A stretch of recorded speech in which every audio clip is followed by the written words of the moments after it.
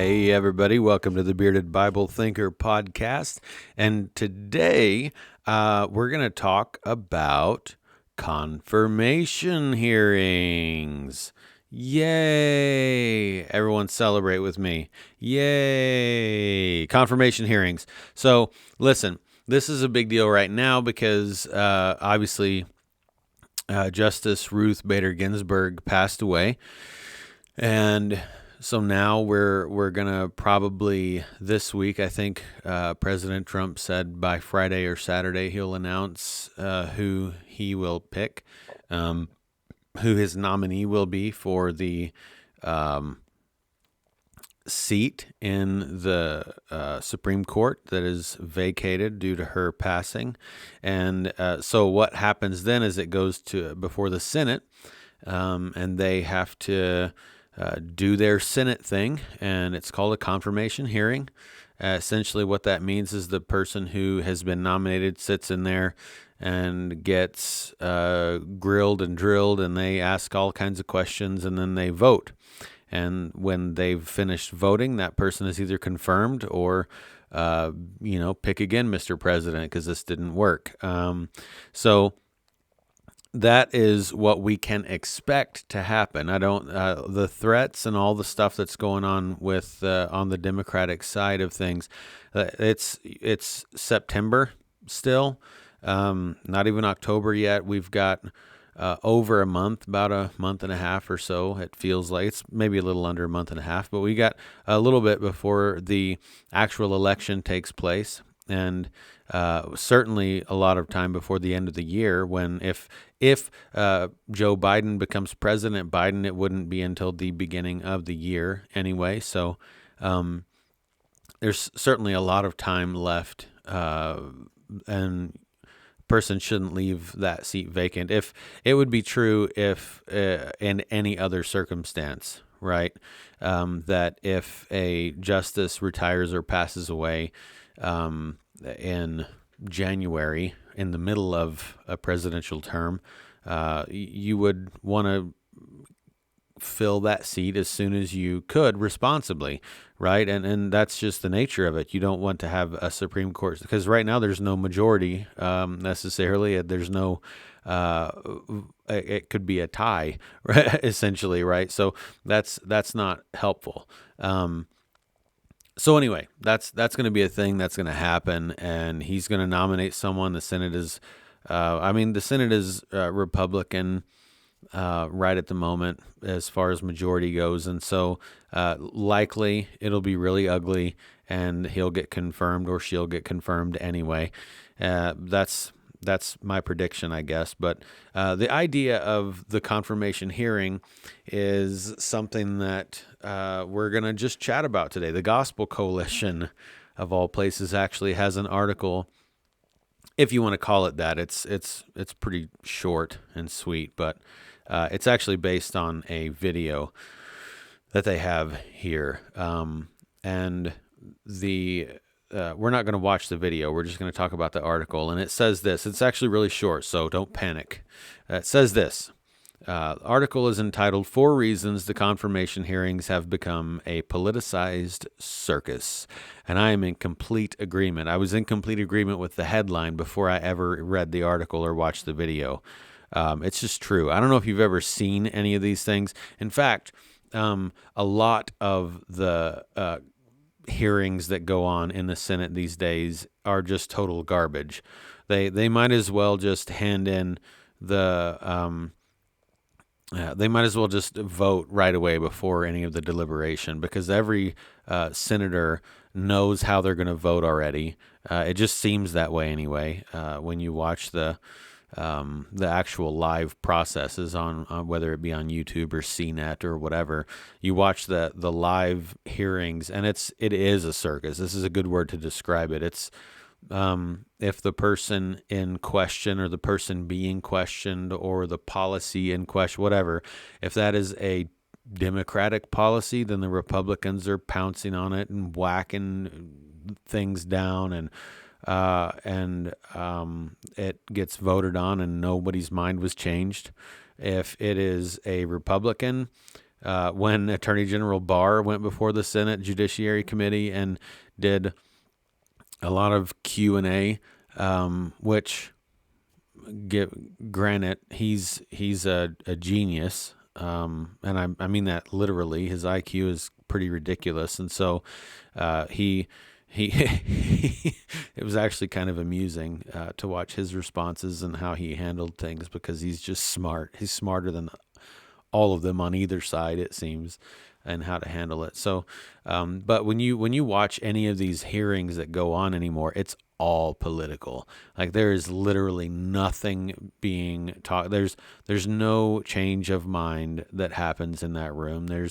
It's just people barking their side of arguments. That's really all it has come down to. And Senate confirmation hearings, judge confirmation hearings, these confirmation hearings, of which we're going to get to watch soon, are part of that circus. So it says this: in 2018, the confirmation hearings for Judge Brett Kavanaugh, which I'm sure we all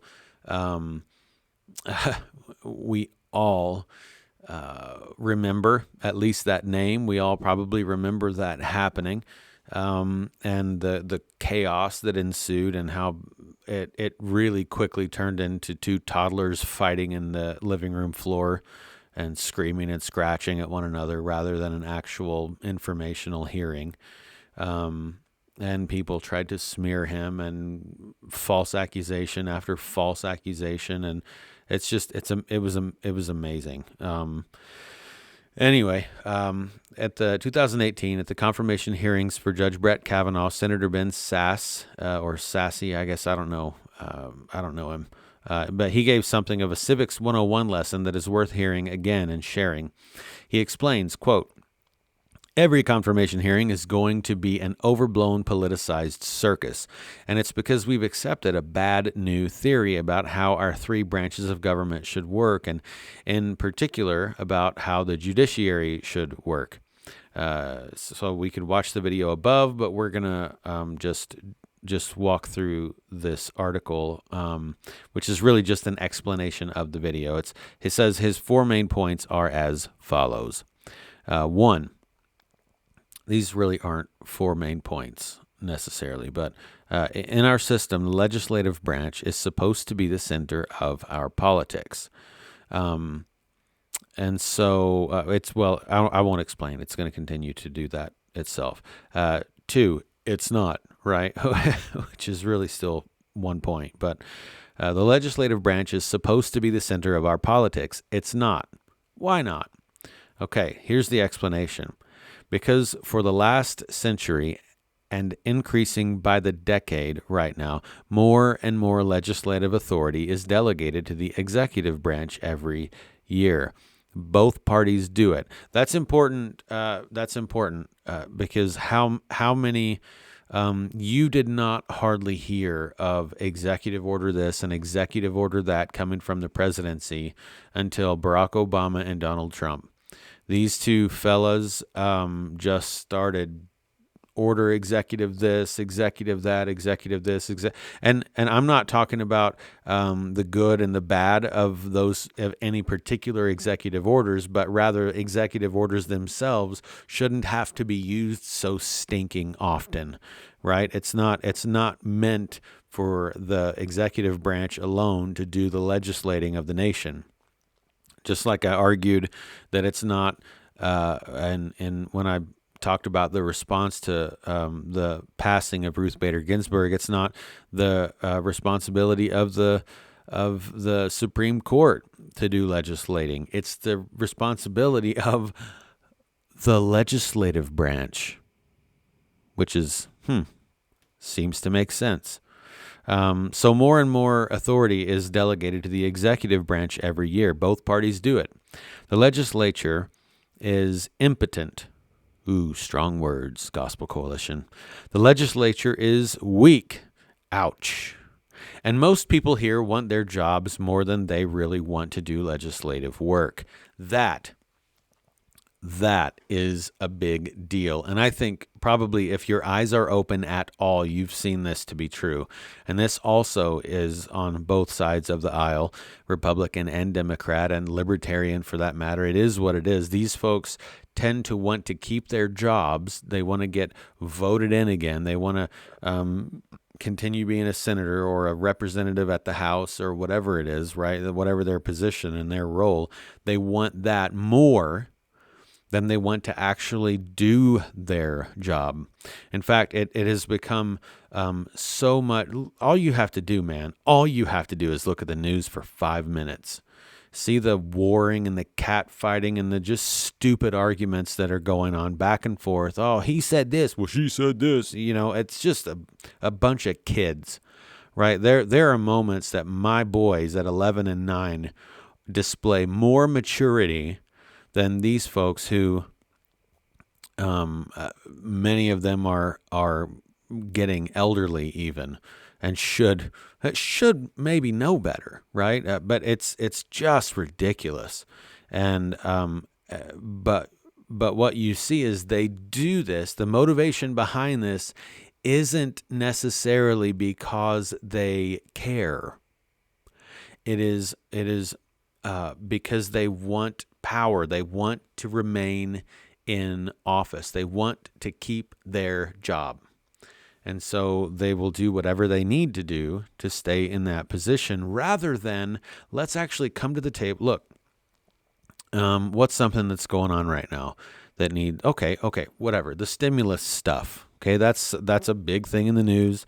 And it's a major thing that they're all working on right now. And what do you see? You do not see two sides coming together and just sitting with some notebooks and trying to figure this thing out. You see one side over here making demands and another side over here making demands. And we're going to just put on a front and do whatever we have to do publicly to save face so that when some sort of agreement does happen finally, I don't look bad or weak or stupid, right? Like this is the motivation.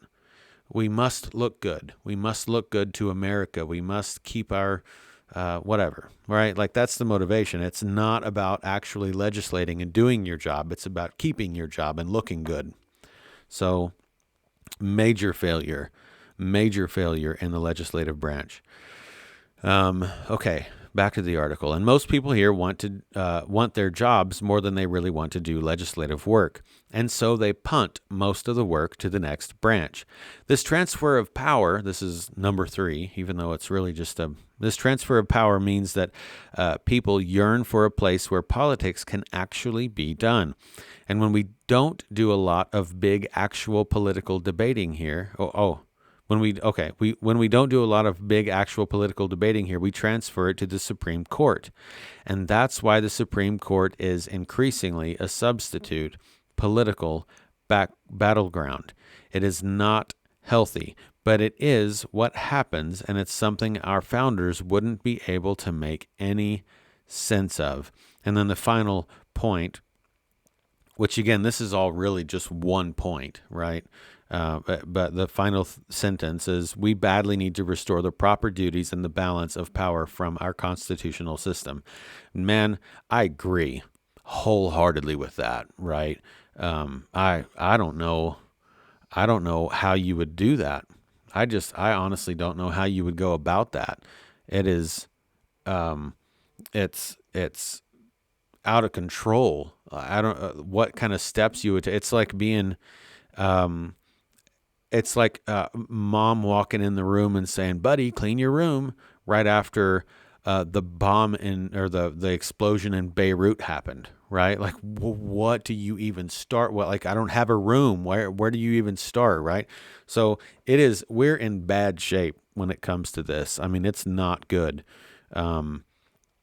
But it would be interesting to hear other points, because when you take it's okay. So first of all, it's been a minute since I've taken any sort of economics class in school. But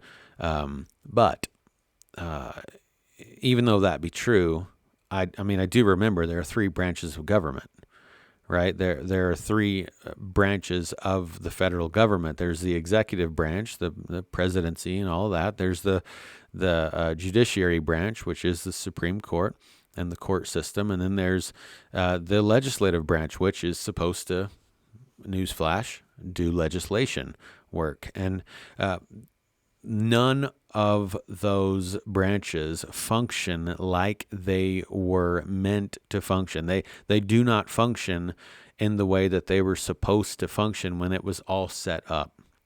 The executive branch is getting more and more authority, and this is why you see executive order, executive order, executive order. And don't just blame Donald Trump. If Joe Biden gets elected, he's going to just do a bunch of executive orders and undo the other executive orders that Trump did. It's just like, it's a back and forth, right? Like, so the executive branch is getting more and more kingly every term since President Obama and now Donald Trump. And then the legislative branch really is just here for our entertainment, but it's getting less entertaining and more frustrating, right? Like there's very little that gets actually accomplished there that you hear about. Most of it is fighting and arguing and whining, and it's a toddler fight, right? And then the Supreme Court, the judiciary branch, which is doing actually all the legislating. The two branches that do the legislating are the two branches that are not really supposed to be legislating. It's the legislative branch that is supposed to be doing this thing. So kind of dumb. We're kind of in a bad spot. I don't know what to make of it really, or how it could be fixed even. But I do know that when you look at the world around us, when you look at the struggle in these branches of government, the government isn't functioning like it is supposed to with, constitutionally and how America was set up. And it increasingly all the time gives me hope in the kingdom of which I am a part. There's never been a time in my lifetime that I've been more happy to be a part of another world, another kingdom, under King Jesus, because this is cray cray, as the youngsters might say. It's amazing to watch. We'll have to see what the near future holds with the nomination this weekend, hopefully, and the confirmation hearings in the Senate, and what kind of circus this does or shows up and turns out to be. But I promise what you'll probably see is clowns in this. We're going to have clowns in the circus, many, many clowns in the circus. There are going to be plenty of, it's going to be a lot like, look, have you ever seen the movie about what is it, P.T. Barnum and his circus? It's got Wolverine in it. I don't even know the guy's name. Hugh Jackman. That's right. Something like that. Anyway, it's got him in it. It's about the greatest show on earth. Maybe that's even the title of the movie. I don't know. But it's about P.T. Barnum and the big circus that started circuses, right? It's going to be like that, right? You're going to have that circus was regarded in the beginning as kind of a freak show. That's how it got started. It had all kinds of stuff in there that was just crazy, and the bearded lady thing and all that stuff. And this is going to be a lot like that. You just watch. It will be. It's going to be nuts. So this is kind of a short one, which is awesome. We did it in like 20 minutes. So that's pretty good. You're welcome. So until next time, think about it.